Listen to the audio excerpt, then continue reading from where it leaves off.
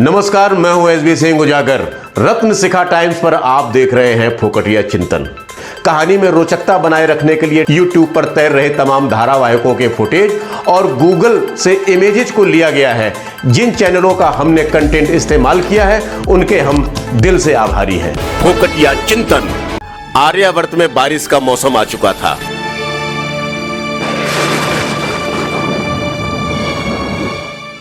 हालांकि यह केवल बारिश की शुरुआत थी, लेकिन हालात ऐसे बनने लगे थे कि लोग डंकापति के विकास को ढूंढते फिर रहे थे, लेकिन विकास न जाने कहां मुंह छुपाए बैठा था। नारद ने सोचा कि क्यों ना श्री हरि से पूछा जाए कि विकास कहां है।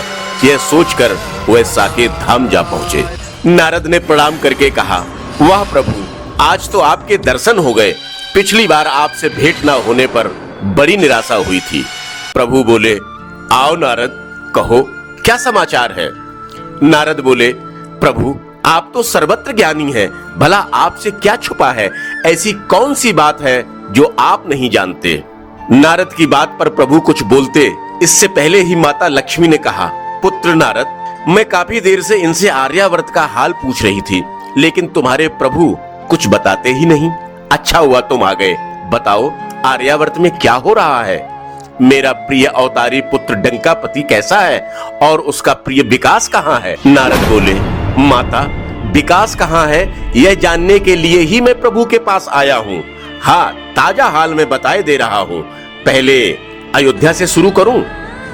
माता खुश होते हुए बोली, हाँ पुत्र, पहले प्रभु के उसी पावन धाम के विषय में बताओ जहां मेरा पुत्र डंकापत उंगली पकड़कर प्रभु को मंदिर में छोड़ आया था।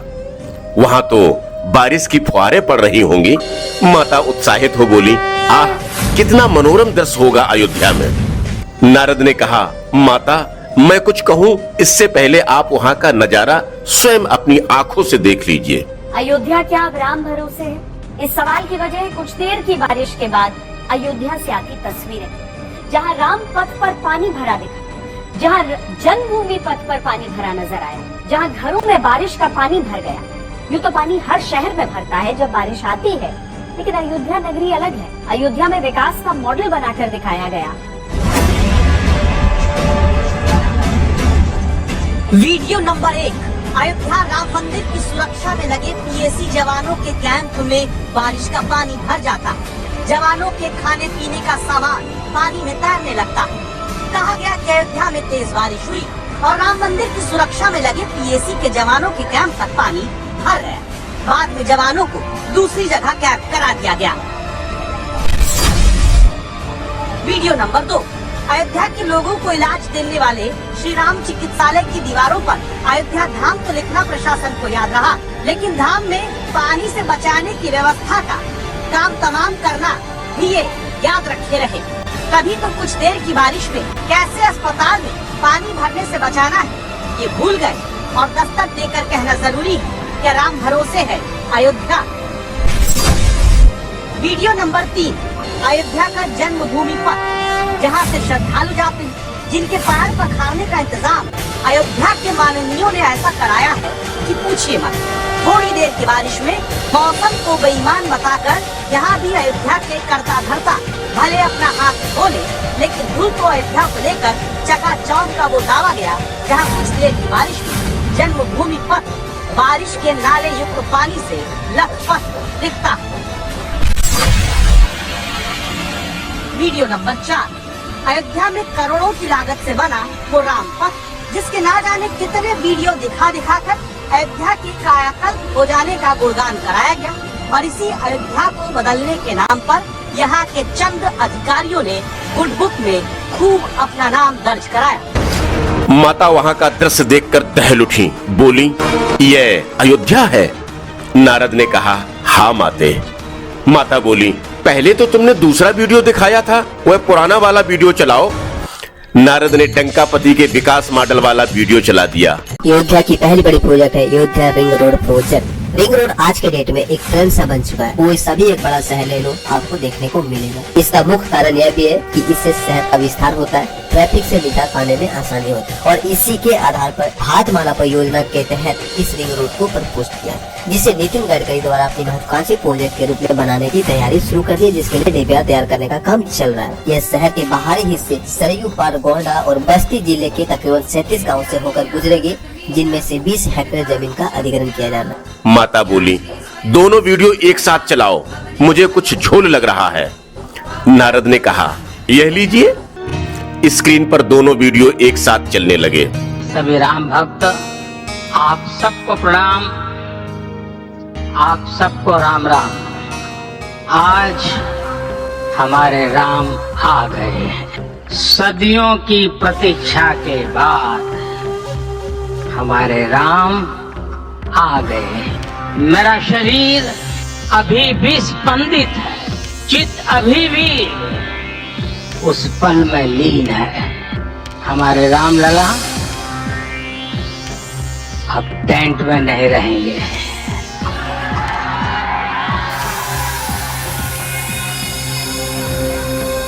हमारे लाल राम लला अब इस दिव्य मंदिर में रहेंगे। मेरा पक्का विश्वास है, अपार श्रद्धा है कि जो घटित हुआ है इसकी अनुभूति देश के, विश्व के कोने कोने में राम भक्तों को हो रही होगी। ये क्षण अलौकिक, ये पल पवित्रतम है। ये माहौल, ये वातावरण, ये ऊर्जा, ये घड़ी प्रभु श्री राम का हम सब पर आशीर्वाद है। माता बोली, अयोध्या का यह हाल है तो फिर डंकापति विकास के नाम पर झूठ क्यों बोल रहा है? नारद बोले, माता यह तो डंकापति ही जाने, लेकिन आज अयोध्या की हालत उस दुल्हन सरीकी है जिसे विवाह के वक्त ब्यूटी पार्लर में सजाकर ऐश्वर्या बना दिया जाता है, लेकिन सुबह मुंह पर पानी पड़ते ही सूपनखा की तरह दिखाई देती है। माता बोली, और डंकापति के वह मुलाजिम जिन्होंने यह सब बनाया है वह क्या कर रहे हैं? नारद बोले, माता वह अपने दफ्तर को नहीं बचा पाए तो अयोध्या को क्या बचा पाएंगे? उनके दफ्तर का हाल स्वयं देख लीजिए। माता बोली, अयोध्या विकास के नाम पर डंकापत की सरकार ने कितना खर्च किया होगा? नारद बोले, माता एक साथ पूरा बजट बता दूं या एक एक योजना के विषय में बताऊं? माता क्रोध के साथ बोली, मुझे विस्तार से बताओ पुत्र। नारद ने कहा, तो सुनिए माते। एयरपोर्ट पर जो 1450 करोड़ रुपए खर्च हुए, रेलवे स्टेशन पर 724 करोड़ रुपए जो खर्च किए, अयोध्या रिंग रोड पर जो 4793 करोड़ रुपए खर्च हुए, 14 कोसी परिक्रमा मार्ग पर 1140 करोड़ रुपए, पंचकोसी परिक्रमा मार्ग पर 773 करोड़ रुपए, रामपथ पर 787 करोड़ रुपए, टाउनशिप पर 2180 करोड़ रुपए, पुराने मंदिरों के जीर्णोद्धार पर 170 करोड़ रुपए, मेडिकल कॉलेज पर 245 करोड़ रुपए, वो सब खर्च हुए हैं या फिर यूं ही अयोध्या में उनकी भी मिट्टी पलीद हो जाएगी? माता बोली, और वे सब कहाँ है? नारद ने कहा, कौन माता? माता लक्ष्मी ने स्क्रीन की तरफ इशारा किया, ये सब। सीताराम सीताराम सीताराम सीताराम सीताराम बड़ प्यारे सीताराम रघुपति राघव राम पतित पावन सीताराम रघुपति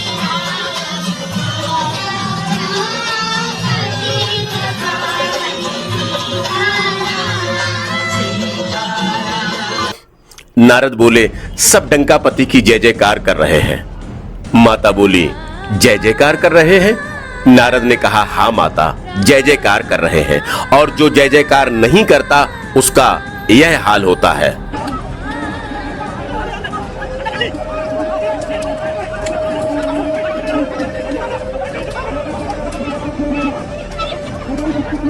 माता बोली, कौन है ये लोग? सुरक्षा बल के जवान इन पर लाठियां क्यों बरसा रहे हैं?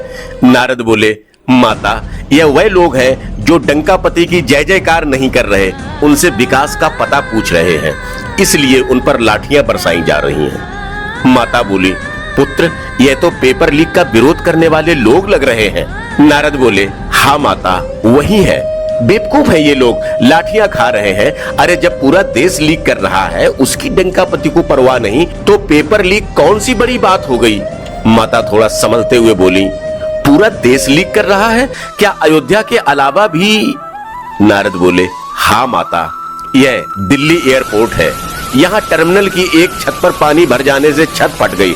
इसका उद्घाटन भी चुनाव से ठीक पहले मार्च 2024 में ही किया गया था। अभी 3 महीने ही हुए हैं। माता, इस दुर्घटना में 4 हताहत हो गए। माता बोली, ओह।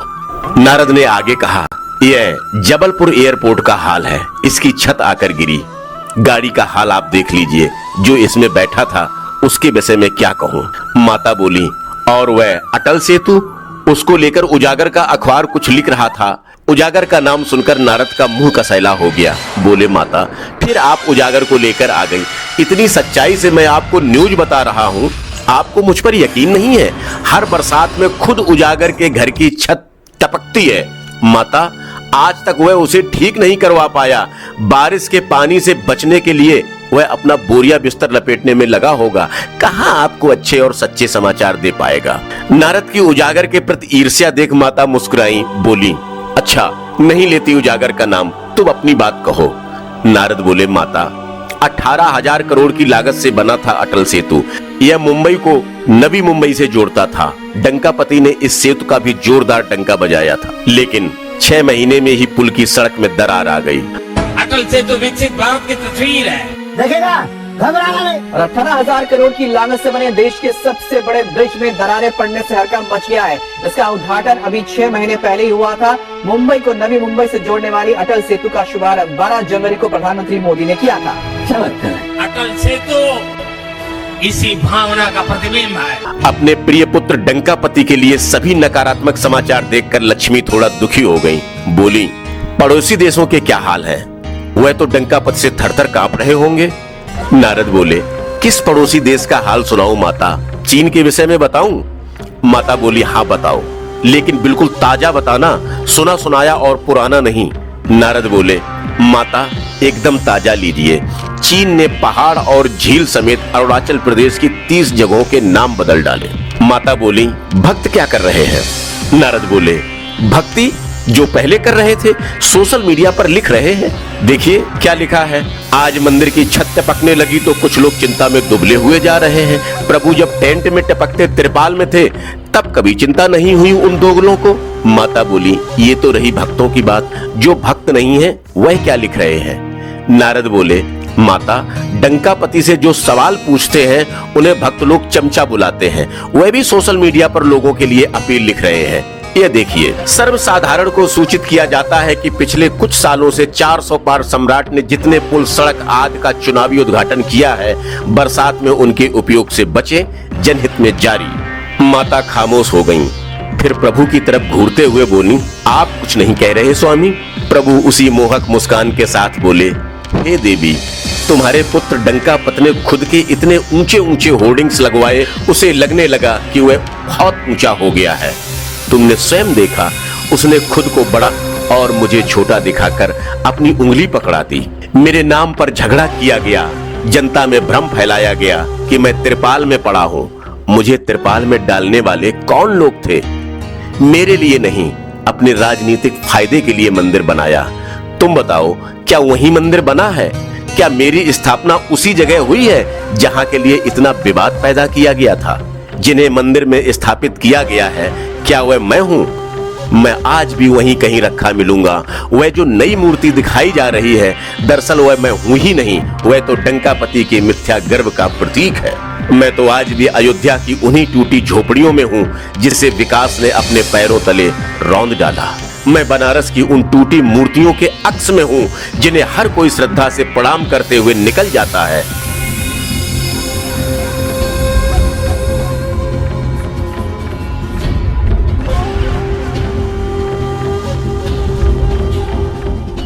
मलबे में मिले ऐसे सैकड़ों शिवलिंग को लेकर नया बखेड़ा खड़ा हो गया है। विरोधी आरोप लगा रहे हैं कि काशी विश्वनाथ कॉरिडोर के नाम पर पीएम मोदी के संसदीय क्षेत्र वाराणसी में मंदिरों को तोड़ा जा रहा है।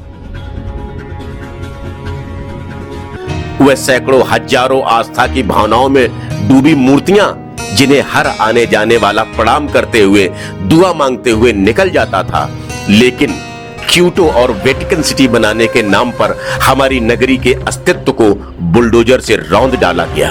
माता बोली, आप तो ईश्वर हैं, उसे सद्बुद्धि क्यों नहीं देते? प्रभु बोले, देवी, जो झूठी सफलता के अतिरेक में डूबा हो उसे किसी की सलाह या मशवरा पसंद नहीं आता। मैंने अलग अलग रूपों में उसे कई बार सलाह देने की कोशिश की, लेकिन उसने नहीं मानी। यदि मैं अपने वास्तविक रूप में आकर उसे सलाह देता तो मुमकिन है वह मेरी उसी उंगली को पकड़कर मंदिर से बाहर कर देता और उसके भक्त कहते यह तो असली राम है ही नहीं, और फिर किसी अन्य की स्थापना कर देता। लोग भूल जाते कि रामलला को टेंट से निकालने की बात हो रही थी, लेकिन उनके स्थान पर बालक राम की स्थापना कर दी गई, तो फिर रामलला कहां गए?